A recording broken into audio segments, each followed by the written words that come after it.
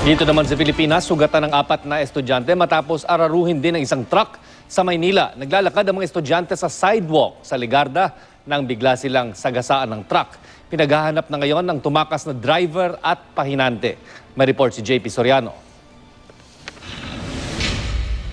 Sa kuha ng CCTV ng Barangay 389 mag-alas 11:30 kaninang umaga, makikitang naglalakad ang magkaklaseng sina Mika, Daphne at Eva sa bangketa sa Concepcion Aguila Corner at Legarda sa Maynila. Kasalubong nila ang college student din na si Clarence Ocampo nang biglang araruhin ng isang truck.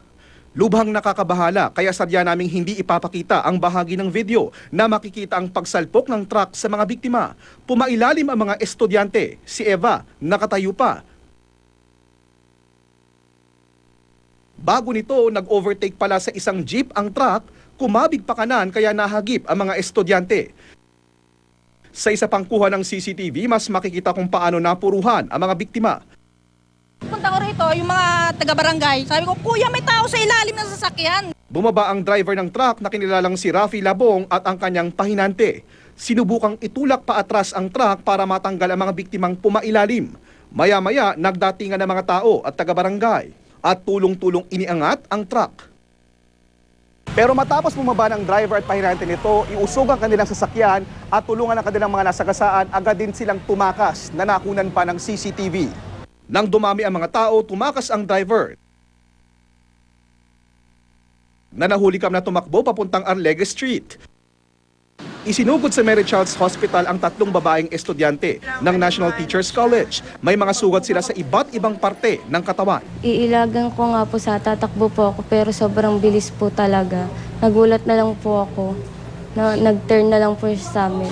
Gumanon po sa amin. Tapos tumama na lang po kami. Sana makonsensya po siya na mga estudyante po yung mga nabiktima niya.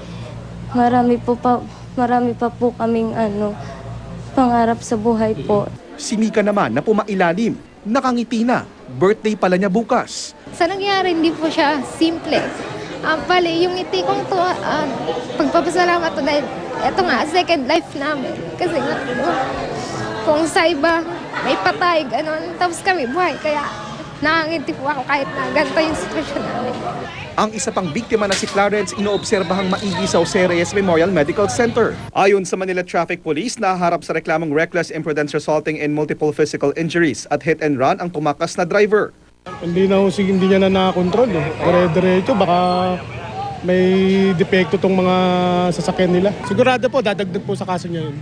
Tumanggi magbigay ng pahayag ang may-ari ng truck na Picasal Construction Supply. Wala siyang maipakitang kahit anong record, kopya ng lisensya o biodata ng driver na 2 buwan na sa kanila. Pero pagtiyak niya, tutulungan nila ang mga biktima. Yung driver niyo po, nasaan po ma'am? Wala eh, wala.